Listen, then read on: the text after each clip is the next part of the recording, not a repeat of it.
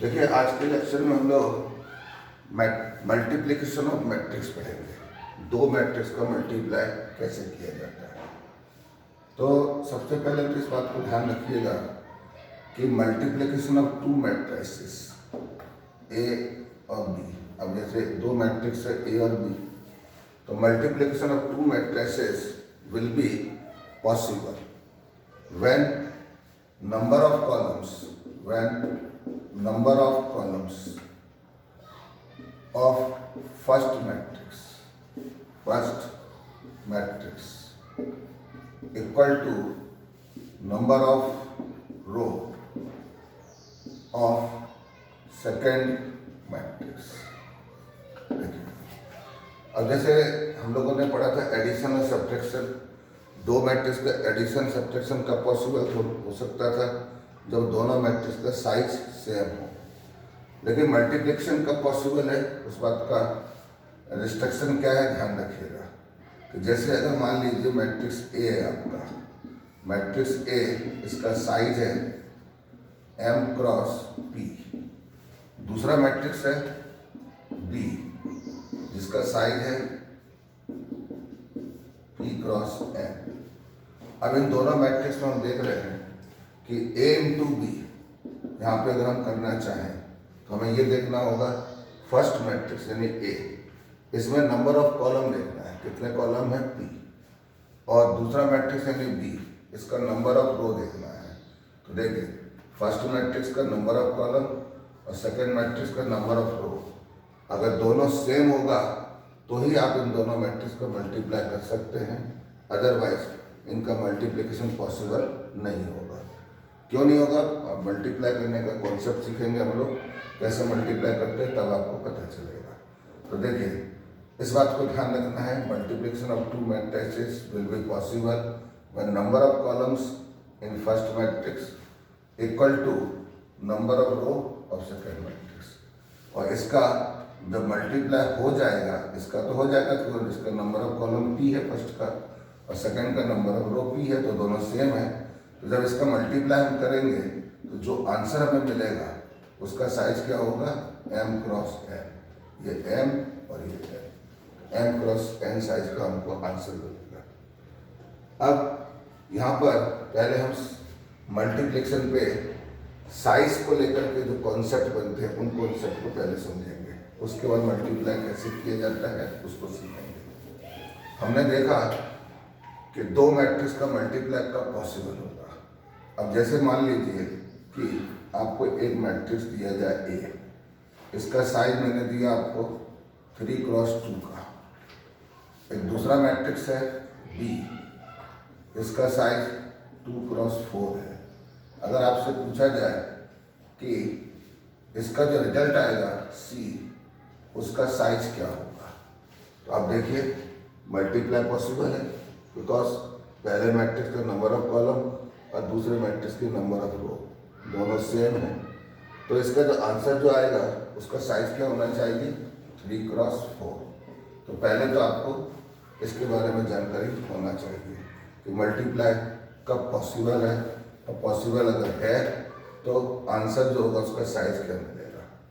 अब जैसे आपसे क्वेश्चन अगर ये पूछता हूँ मैं कि इफ मैट्रिक्स ए इसका साइज है m क्रॉस n, दूसरा मैट्रिक्स है बी जिसका साइज है 3 क्रॉस 4। अब अगर मैं यहाँ पे कहता हूँ कि हमारा इसका जो रिजल्ट आएगा उसका साइज 5 क्रॉस 4 है, क्या है 5 क्रॉस 4। और आपसे ये पूछा जाए कि यहाँ पर m और n की वैल्यू क्या हो सकती है, mn क्या हो सकता है। तो आप सोचिए जरा क्या हो सकता है mn।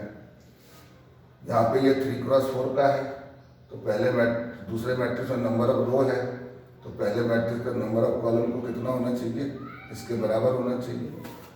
अब ये बराबर आ गया तो आंसर जो आएगा वो आपका m क्रॉस 4 का आएगा आंसर, और आंसर आपको क्या दे रखा है 5 क्रॉस 4। तो इसका वाला m कितना होना चाहिए आपका 5। ओके, यहाँ पे देखिए दो मैट्रिक्स है, ए इसका साइज m क्रॉस n दे रखा है, बी का साइज 3 क्रॉस 4 दे रखा है। आंसर जो उसका साइज आपको 5 क्रॉस 4 दे रखा है। आपसे mn की वैल्यू पूछ रहा है वो। तो मैट्रिक्स का जो मल्टीप्लिकेशन पॉसिबल कब होगा, इस बात को भी हमने पढ़ा कि पहले मैट्रिक्स में नंबर ऑफ कॉलम्स और दूसरे मैट्रिक्स के नंबर ऑफ रो सेम होना चाहिए। तो इसके अकॉर्डिंग फिर n को क्या होना पड़ेगा, 3 होना पड़ेगा। ओके, अब n अगर 3 होगा तो फिर आंसर जो आएगा उसका साइज कितना होना चाहिए, m क्रॉस 4। आंसर क्या दे रखा आपको, 5 क्रॉस 4। तो मतलब m की वैल्यू क्या होगी यहाँ पर 5। तो आपका आंसर क्या हो जाएगा, m आपका 5 होगा, n आपका 3 होगा। ओके, तो इस तरह का क्वेश्चन आपसे 1 मार्क्स के क्वेश्चन में 12th बोर्ड में पूछ सकता है आपसे। अब देखिए दूसरा क्वेश्चन करता हूँ। अगर आपसे कहा जाए कि इफ ए आपको दिया मैंने 2 क्रॉस 5 साइज का, मैट्रिक्स बी है, इसका साइज m क्रॉस n बोला मैंने, और इसका जो रिजल्ट है उसका साइज 2 क्रॉस 3 है। अब अगर आपसे पूछा जाए फाइंड एम एन क्या होगा, आप खुद समझिए जरा इसको कि ये दोनों मैट्रिक्स का मल्टीप्लिकेशन पॉसिबल है तो कब पॉसिबल होगा, इसके नंबर ऑफ कॉलम 5 है, इसका नंबर ऑफ रो कितना होना चाहिए, 5। तो m कितना हो जाएगा, 5। ओके, अब जो आंसर आएगा उसका साइज क्या होना चाहिए, 2 क्रॉस n। तो आपको क्या दे रखा है, साइज 2 क्रॉस 3। तो इसका मतलब n कितना होना चाहिए आपका, 3। तो इस तरह से हम लोग मैट्रिक्स का मल्टीप्लिकेशन में जो साइज का जो कॉन्सेप्ट है ये इस प्रकार से देखते हैं। तो आपको ये क्लियर होना चाहिए, यानी कि आपको दो मैट्रिक्स का मल्टीप्लिकेशन की बात करें, इक्वल टू सी दिया है, तो अगर a into B equal to C है यानी पॉसिबल है, तो a या b जो है इसके साइज में क्या खास बात होती है, मैट्रिक्स ऑफ a का नंबर ऑफ कॉलम और b के नंबर ऑफ रो सेम होना चाहिए, ठीक है। और c का साइज फिर क्या होगा, तो यही हमने देखा कि अगर a into B equal to C दिया है, a और b का साइज दे रखा है तो c का साइज हम निकाल सकते हैं, या b और c का साइज दे रखा है तो a का साइज हम निकाल सकते हैं, या आपको a और c का साइज दिया है तो हम b का साइज निकाल सकते हैं। तो इस तरह से साइज को लेकर के मल्टीप्लिकेशन का ये कॉन्सेप्ट है। अब हम लोग सीखेंगे कि दो मैट्रिक्स का मल्टीप्लाई कैसे किया जाता है। ये तो अभी हमने देखा कि मल्टीप्लिकेशन कब पॉसिबल होगा और कब पॉसिबल नहीं होगा। अब हमें ये देखना है कि दो मैट्रिक्स का मल्टीप्लाई करते कैसे है, किस तरह से किया जाता है। अब देखिए जरा, मैंने आपसे एक मैट्रिक्स ले लेता हूँ, 2 4 3 1 5 2 3 1 4। ये मैट्रिक्स मैंने ले लिया 3 क्रॉस 3 साइज का। अब एक दूसरा मैट्रिक्स लिया मैंने 5 3 2 4 1 3। इसका साइज मैंने क्या लिया 3 क्रॉस 2। 3 रो है और 2 कॉलम है। तो हमें ये देखना है कि क्या इसका मल्टीप्लाई पॉसिबल होगा। तो देखते हैं क्या कंडीशन थी इस बात की मल्टीप्लाई की, पहले मैट्रिक्स का नंबर ऑफ कॉलम और दूसरे मैट्रिक्स के नंबर ऑफ रो ये दोनों सेम होना चाहिए।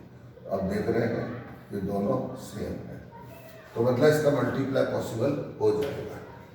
हम मल्टीप्लाई करेंगे कैसे, और आंसर जो होगा उसका साइज कितना मिलेगा हमको, आंसर का साइज आपको क्या मिलेगा 3 क्रॉस 2। हम मल्टीप्लाई कैसे करते हैं, तो इस बात का ध्यान रखिएगा, दो मैट्रिक्स से जब मल्टीप्लाई करते हैं तो पहले मैट्रिक्स का रो उठाते हैं और दूसरे मैट्रिक्स के कॉलम से उसको मल्टीप्लाई होता है, यानी रो वाई कॉलम मल्टीप्लाई किया जाता है। अब देखिए, मैं पहले मैट्रिक्स का फर्स्ट रो को उठाता हूँ, उसका मल्टीप्लाई मैं कॉलम से करूँगा। तो पहले मैं फर्स्ट कॉलम से करूँगा, तो देखिए पहले का पहले से मल्टीप्लाई किया तो 2 5 जा 10। अभी पहला ही कॉलम चल रहा है, तो अब जब दूसरे का दूसरे से मल्टीप्लाई करेंगे तो यहाँ प्लस लिखेंगे, ठीक है। देखिए 2 5 जा 10, पहले का पहले से मल्टीप्लाई किया फिर उसके प्लस लगाया, दूसरे का दूसरे से मल्टीप्लाई किया तो 4 2 जा 8, फिर प्लस लगाया, तीसरे एलिमेंट का तीसरे से मल्टीप्लाई किया 3 1 जा 3। तो हमने क्या किया, फर्स्ट कॉलम से मल्टीप्लाई किया किसका, फर्स्ट रो का। अभी फर्स्ट रो का मल्टीप्लाई चलेगा कॉलम के साथ। अभी हमने फर्स्ट कॉलम के साथ मल्टीप्लाई किया तो फर्स्ट कॉलम में लिखा। अब मैं सेकंड कॉलम में मल्टीप्लाई करूँगा तो मैं भी यहाँ पे सेकंड कॉलम में लिखना स्टार्ट करूँगा, ठीक है। और मल्टीप्लाई तो फर्स्ट रो का ही होगा, जब तक किसके सारे कॉलम फिनिश नहीं जाएंगे तब तक फर्स्ट रो चलेगा। तो देखिए अब सेकंड कॉलम से मल्टीप्लाई करने जा रहा हूँ, फर्स्ट रो का ही। तो 2 3 जा 6, पहले का पहले से, और सेकंड कॉलम में लिखूंगा इसको। तो प्लस लगाया मैंने, दूसरे का दूसरे से 4 4 जा 16, प्लस लगाया, तीसरे का तीसरे से 3 3 जा 9। अब आप देख रहे हैं कि फर्स्ट रो उठाया था मैंने, फर्स्ट कॉलम से मल्टीप्लाई किया, फिर सेकंड कॉलम से मल्टीप्लाई किया। और मल्टीप्लाई कैसे किया, पहले का पहले से प्लस, दूसरे का दूसरे से प्लस, तीसरे का तीसरे से। फिर सेकंड कॉलम में आया मैं तो पहले का पहले से मल्टीप्लाई किया प्लस, दूसरे का दूसरे से मल्टीप्लाई किया प्लस, तीसरे का तीसरे से मल्टीप्लाई किया। अब आपका कॉलम फिनिश हो गए हैं। अगर मान लीजिए यहाँ पे आपके पास कॉलम और होता तो हम यहाँ पे तीसरा कॉलम तैयार करते, एक और कॉलम होता तो चौथा कॉलम तैयार करते। यानी कि फर्स्ट रो हम तब तक लेंगे जब तक कि सारे कॉलम फिनिश नहीं हो जाते। तो दोनों 2 कॉलम थे, फिनिश हो गया कॉलम। अब सारे कॉलम फिनिश हो गए, अब हम उठाएंगे सेकंड रो को, सेकंड रो को उठाएंगे और ठीक उसी प्रकार से कॉलम से मल्टीप्लाई करेंगे। अब देखिए सेकंड रो उठाया हमने, मल्टीप्लाई फर्स्ट कॉलम से करेंगे। कैसे, पहले का पहले से 1 5 जा 5, प्लस लगाया, दूसरे का दूसरे से 5 2 जा 10, प्लस लगाया, तीसरे का तीसरे से 2 1 जा 2।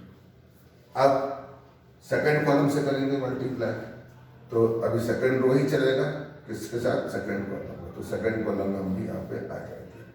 तो 3 1 3 जा 3, प्लस 5 4 जा 20, प्लस 2 3 जा 6, सेकंड कॉलम फिनिश। तो सेकंड रो उठाया हमने और दोनों कॉलम को फिनिश किया। अब थर्ड रो उठाएंगे। अब थर्ड रो को उठाया उसी तरह से मल्टीप्लाई करेंगे। तो 3 5 जा 15, प्लस 1 2 जा 2, ये ध्यान रखिएगा, पहले का पहले से प्लस, दूसरे का दूसरे से प्लस, फिर तीसरे का तीसरे से 4 1 जा 4। अब सेकंड कॉलम से मल्टीप्लाई करेंगे, चलेगा थर्ड रो ही। तो 3 3 जा 9, प्लस 1 4 जा 4, प्लस 4 3 जा 12। तो हमने देखा कि अब हमारे सारे रो फिनिश हो गए। अगर मान लीजिए और रो होता तो मैं 4th रो में लिख रहा होता है इसको। तो इस तरह से इसको हमने मल्टीप्लाई कर दिया और इसको ऐड करके लिख दीजिए। तो 18 प्लस 3 21, इधर आपका आ जाएगा ये 16 प्लस 9 25, प्लस 6 31, इधर 15 प्लस 2 17, इधर आपका 26 प्लस 3 29, इधर आपका आ जाएगा 15 प्लस 4 19 और 2 21। तो इधर आपका आ जाएगा 12 प्लस 4 16 प्लस 9 25। अब आप देखिए इसका साइज आपको कितना मिला, 3x2। बस 3x2 साइज का आंसर आना भी चाहिए था। तो आ गया आंसर आपका। तो ये बात समझ में आ गई आप सब लोग को, ओके।